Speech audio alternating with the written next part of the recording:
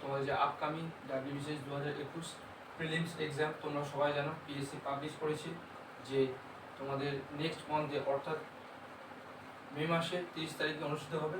তাই আমি তো ইংলিশ অর্থাৎ জেনারেল পোর্শন যে ইংলিশে 25 মার্কস থাকে, 25 মার্কসের কী কী চ্যাপ্টার থেকে থাকে এবং কোন গুরুত্বপূর্ণ চ্যাপ্টার সেগুলির নাম আমি বিবেচনা করেছি এবং কীভাবে তোমরা 25-এর মধ্যে 50 অ্যাবভ মার্কস তুলবে সেই নিয়ে আমি আজ তোমাদের বিস্তারিত আলোচনা করব। তো প্রথমে আসছি তোমাদের চ্যাপ্টার 1-এর মধ্যে পড়ছে, যেটা গুরুত্বপূর্ণ খুবই। অ্যাপ্রোপ্রিয়েট প্রিপোজিশন রয়েছে তোমাদের, অর্থাৎ কিছু গুরুত্বপূর্ণ প্রিপোজিশন রয়েছে এবং কিছু রুলস ফলো করে প্রিপোজিশনগুলি, সেগুলো হচ্ছে অ্যাপ্রোপ্রিয়েট প্রিপোজিশন। নেক্সট হচ্ছে তোমাদের গ্রুপ ভার্ব অর্থাৎ ফ্রেজাল ভার্ব, এগুলি মুখস্থ করতে হবে। নেক্সট তোমাদের হচ্ছে ওয়ান ওয়ার্ড রয়েছে, এক কথার প্রকাশ যাকে বলা থাকে, সেগুলি ভালোভাবে মুখস্থ করতে হবে তোমাদের। অ্যান্ড হচ্ছে ইডিয়ম অর্থাৎ বাগধারা। তো এই যে 4টি চ্যাপ্টার বললাম, এই 4টি চ্যাপ্টার মিলিয়ে তোমাদের 12 মার্কস থাকে। নেক্সট চ্যাপ্টার হচ্ছে তোমাদের পার্টস অফ স্পিচ। তো এই পার্টস অফ স্পিচের মধ্যে আবার রয়েছে ভার্ব রয়েছে প্লাস টেন্স রয়েছে। তো ভার্বের মধ্যে পড়ছে তোমাদের নন ফাইনাল ভার্ব আর জেরান্ড রয়েছে,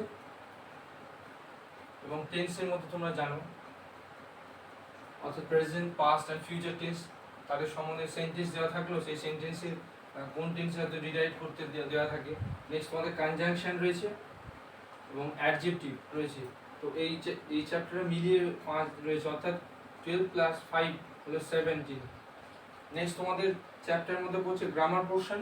এটা নতুন সিলেবাসে, আগের বছর 2020 থেকে ডাব্লিউবিসিএস প্রিলিমস থেকে গ্রামার পোর্শন চালু করেছে। আগে এগুলি বেশি পড়তো, এখন গ্রামার পোর্শন থেকেও আসছে।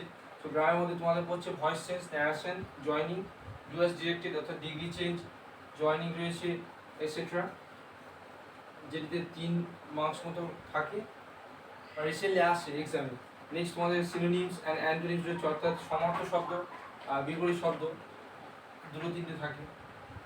নেক্সট তোমাদের লাস্ট হচ্ছে অ্যাপ্রোপ্রিয়েট ওয়ার্ড থাকে, অর্থাৎ ফিল ইন দ্য ব্ল্যাঙ্কস থাকে, মানে বিভিন্ন তোমার ভয়েস চেঞ্জ, ন্যারেশন, জয়নিং, অর্থাৎ গ্রামার পোর্শন থেকে শুরু করে তোমাদের গ্রুপ ভার্বও দিতে পারে এর মধ্যে। নেক্সট হচ্ছে তোমাদের কারেক্ট স্পেলিং, অর্থাৎ এরর কারেকশনের মতো তোমাদের 4টি সেন্টেন্স দেওয়া থাকবে। যেমন ধরো ডক্টর DOCTOR বা DACTOR, বা গ্রামার GRAMMAR, এই দুটোর মধ্যে কোনটি সঠিক বাক্য, এগুলি হলো কারেকশন। তো এই টোটাল মিলিয়ে হলো 25 মার্কস। তো এবারে বলে রাখি আমাদের যারা ইংলিশে খুব ভয় পাও যে কীভাবে আমরা ইংলিশে পাস করব এই পোর্শন থেকে, বা মোটামুটি 25-এর মধ্যে 15 কি 14 নাম্বারের মতো ক্যারি করবো। তো আমি তাদেরকে সাজেস্ট করবো যে তোমরা গ্রামার পোর্শন যদি বা না পারো, বা সিনোনিম অ্যান্টোনিমস ছেড়ে দিলাম, সিনোনিম অ্যান্টোনিমস কমন না আসলে একদম পারাই যাবে না। তো তোমাদের ক্ষেত্রে বলবো যে তোমরা অ্যাপ্রোপ্রিয়েট প্রিপোজিশন কিছু মুখস্থ করতে পারো, অ্যান্ড গ্রুপ ভার্ব এবং ওয়ান ওয়ার্ড ও ইডিয়ম, এই 4টি চ্যাপ্টার মোটামুটি ভালোভাবে পড়লে তোমরা 12+ মার্কস ক্যারি করবে। এবং পার্টস অফ স্পিচ অর্থাৎ হচ্ছে ভার্ব অর্থাৎ হচ্ছে নন ফাইনাইট অ্যান্ড জেরান্ড এবং কনজাংশন অ্যাডজেক্টিভ, এই 2টি চ্যাপ্টার টোটাল পড়লে তোমাদের 17 এসে যাচ্ছে। এবারে যারা ইংলিশে ভালো মার্কস তুলতে যাও তাদের ক্ষেত্রে বলবো এর পরবর্তী তোমাদের গ্রামার পোর্শন রয়েছে, ন্যারেশন, ভয়েস চেঞ্জ, জয়নিং, তোমরা আশা করি ক্লাস 9-10 ভালোভাবে শিখেছো এবং 11-12-এ সেগুলি কাজ লাগাতে পারো। এছাড়া কিছু বইয়ের নাম সাজেস্ট করবো, যেমন এসটিবক্সি রয়েছে, তারপরে তোমাদের পিকেতে সরকারের বই রয়েছে, এছাড়া তোমাদের RS আগরওয়ালের প্র্যাকটিসের বই রয়েছে। সেখান থেকে তোমরা প্রচুর পরিমাণে ভয়েস চেঞ্জ, ন্যারেশন, জয়নিং পেয়ে যাবে, ইউএস ডিরেক্টেড পেয়ে যাবে, যেগুলি তোমরা প্র্যাকটিস করতে পারো। প্র্যাকটিস করলে তোমাদের মোটামুটি গ্রামারের ভীতি দূর হয়ে যাবে এবং মার্কস পাবে। এবং পরের চ্যাপ্টার হচ্ছে সিনোনিম অ্যান্টোনিম। তো সিনোনিম অ্যান্টোনিমসের জন্য বলবো যারা বেশি মার্কস তুলতে চাও ইংলিশে 25-এর মধ্যে, অর্থাৎ 17-18 বেশি নাম্বার তুলতে চাও, তাদের বলে সিনোনিম অ্যান্টোনিমসের ক্ষেত্রে তোমরা ডেলি নিউজ পেপার পড়ো, অর্থাৎ তোমাদের যে দ্য হিন্দু ম্যাগাজিন রয়েছে, এছাড়া টাইমস অফ ইন্ডিয়া, এছাড়া আদার্স বিভিন্ন বাজারচন্দ্রী এক্সাম ওরিয়েন্টেড যে সমস্ত নিউজ পেপারগুলি বার হয়, পাবলিশ হয়, সেগুলি প্রতিনিয়ত ফলো করতে পারো। সেখান থেকে তোমাদের সিনোনিম অ্যান্টোনিমস দিতে পারে। এছাড়া তোমরা ডাব্লিউবিসিএস থেকে শুরু করে, অর্থাৎ ওয়েস্ট বেঙ্গলের পিএসসি থেকে শুরু করে পুলিশ, এছাড়া সেন্ট্রালে তোমার SSC অর্থাৎ স্টাফ সিলেকশন কমিশনের যে এক্সাম হয়, অর্থাৎ MTS, CGL, CHSL, সেই সমস্ত এক্সামগুলির যে প্রিভিয়াস ইয়ারের সিনোনিম জিনিস সেগুলি মোটামুটি মুখস্থ করে দিতে পারো, সেখান থেকে কিছু কমন আসতে পারে। তো এই ছিল সিনোনিম জিনিস। অ্যান্ড লাস্ট যাবো অ্যাপ্রোপ্রিয়েট ওয়ার্ড। তো অ্যাপ্রোপ্রিয়েট ওয়ার্ডের ক্ষেত্রে বলবো তোমরা যে গ্রামার পোর্শন অর্থাৎ ভয়েস এন্ড ন্যারেশন জয়েনিং যদি ভালোভাবে শিখে যাও, তো সেখান থেকে তোমাদের অ্যাপ্রোপ্রিয়েট ওয়ার্ড দিতে পারে।